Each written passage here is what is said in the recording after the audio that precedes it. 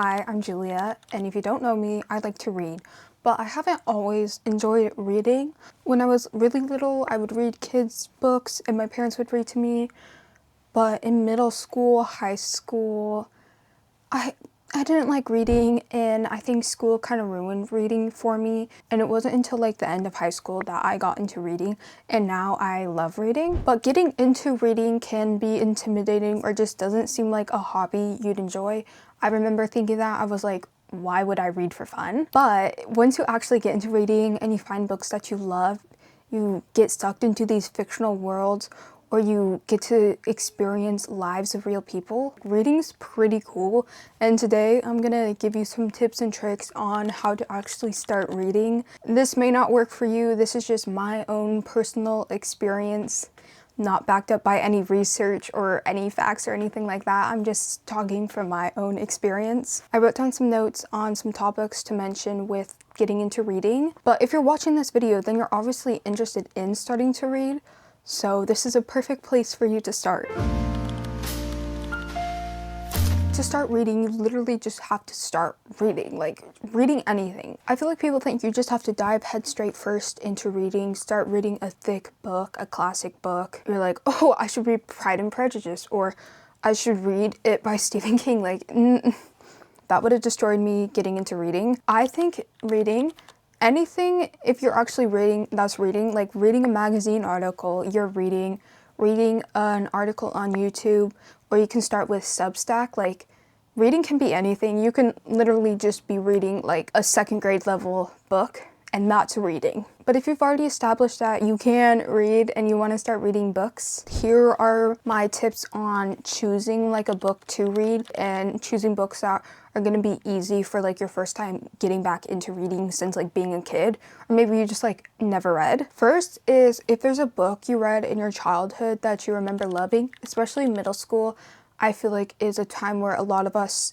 may have read series. Like maybe you were reading Harry Potter or Twilight or The Hunger Games and Divergent. Like, you can reread the first book of those series, because if you already know that you really love that story and it's probably been a while since you've read it, then I think that's a perfect place to start, because you know you're going to enjoy the experience. Or it could be a few years ago you read a book and then you enjoyed it, but you just haven't read anything since. You could reread that book and get into the vibe of reading. Besides a book you've already loved, when choosing a book, I would pick one that's not really thick. Like, here's the book Bunny. This one's just under 300 pages. Or there's books that are over 300 pages, but they have like really big print, so it's easier to read.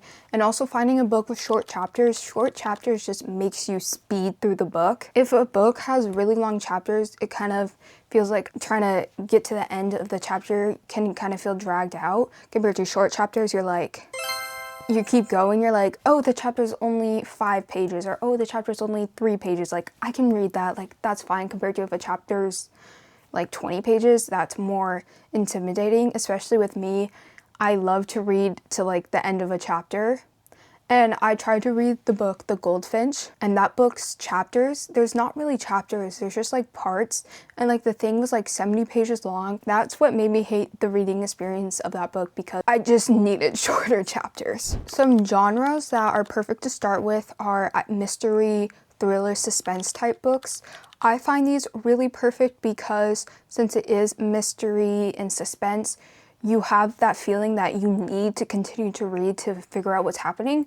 Obviously, if the book isn't piquing your interest and it's not that good, then you won't be interested in what's gonna happen. But finding a quick thriller where you can just like go and you just like turning the pages and you want to know. Some thrillers I would recommend: Frida McFadden. You've probably heard of The Housemaid. She's written so many thrillers. I've read 3 of her books, and they're all really fast-paced and made me binge the books.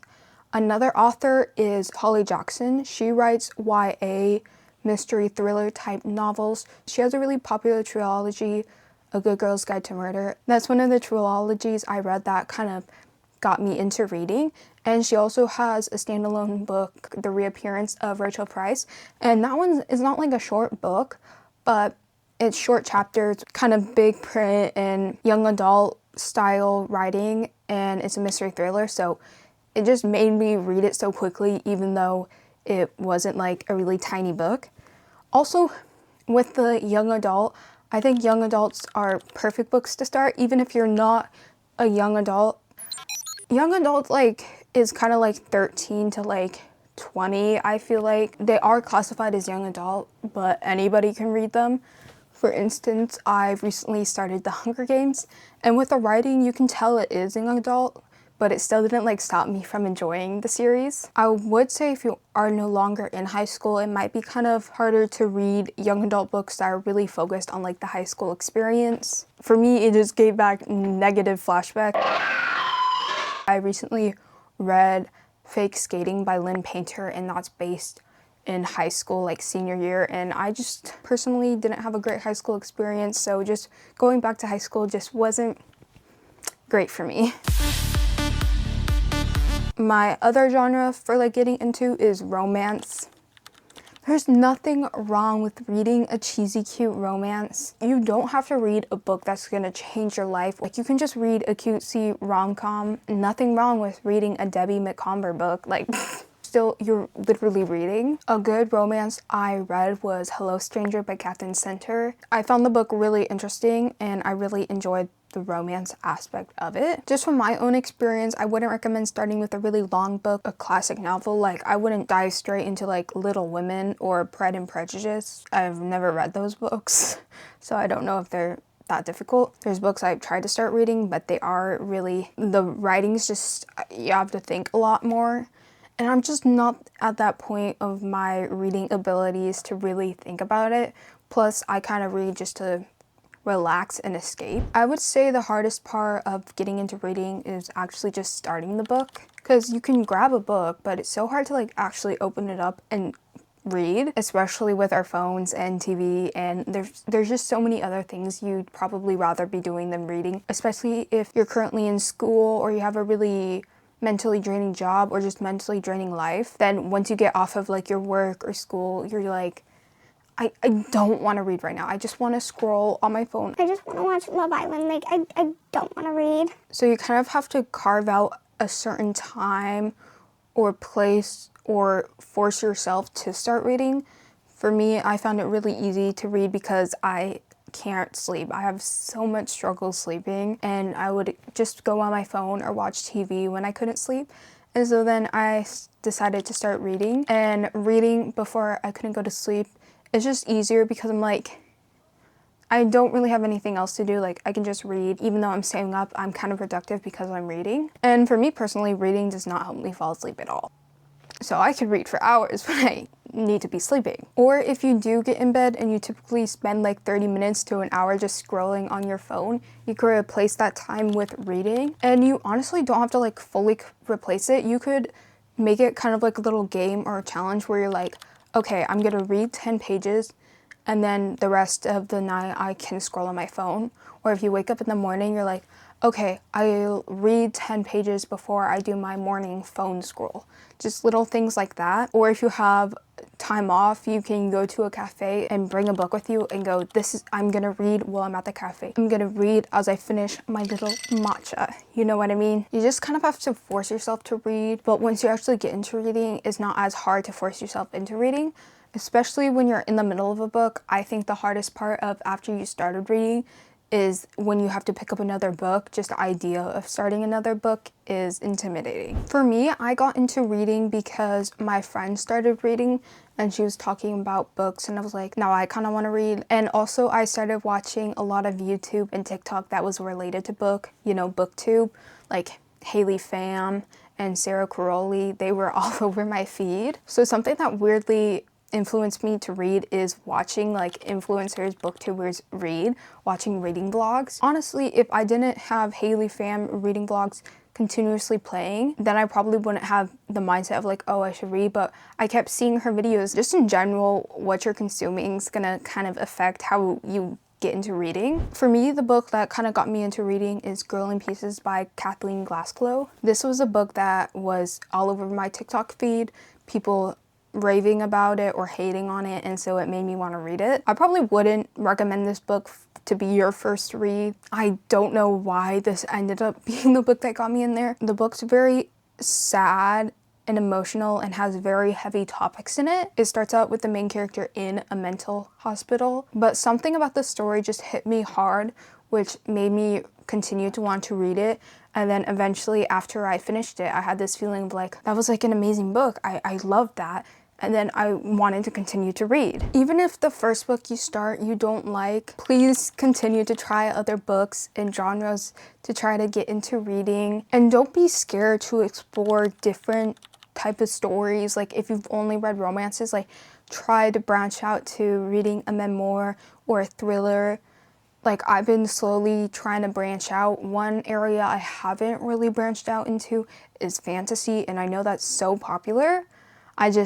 A lot of the fantasy books are really thick, like the ACOTAR series, so that just is intimidating to me. Even though I would consider myself a reader, I still am not like adventurous with my books. There's still so much more for me to read and to learn about. Once you've read that first book and you really enjoyed it, then to find another book, you can read other books by the author or from that genre. Or go on YouTube and TikTok, find people talking about the book you really loved and seeing the recommendations similar to that book. Or you find a YouTuber who read the book that you really loved and you end up vibing with her book taste, and so you just continue to read books that she recommends. One thing that sucks with reading is you'll probably hit a reading slump. A reading slump is where you just can't really get into any books and reading is just not as exciting as it was, kind of like how you are in the beginning of your reading journey. This happens to me when I just go too long without starting another book, or I read a book that was really bad and it's just made me not interested in reading other books, or I read a book that's really good, or the next book I read is not going to reach my expectations. But you kind of just have to push through it and use the tips and tricks that I mentioned earlier in this video. Rereading one of your favorite past books, reading another book by an author you like, reading a new release that you've been anticipating. Some of my book recommendations for getting back into reading is, like I mentioned, Hello Stranger by Catherine Center, which is a romance. Then there's Carrie Soto's Back by Taylor Jenkins Reid. This is a tennis sports book about Carrie Soto and her comeback into tennis. Then I mentioned earlier The Reappearance of Rachel Price by Holly Jackson. This is a mystery thriller where Rachel Price, who had disappeared years ago, all of a sudden reappears, and it's so entertaining. And Bunny by Mona Awad. This book is crazy. It's cult absurdity. This book I really enjoyed, but read the synopsis about this book before you actually get into it. But my biggest piece of advice is to just get into reading. Just force yourself to read, and eventually it will all pan out. Even though that doesn't seem that helpful, is honestly, you just have to start it. Like so many things in your life, you just have to start your journey with something. You just have to force yourself to do something, force yourself to step out of your comfort zone. That's just what you have to do. I hope there was some useful information in this video for you, and I hope you do actually go and start reading. Like after this video, just pick up a book and read. Thank you so much for watching, and I hope you have a beautiful day. Bye.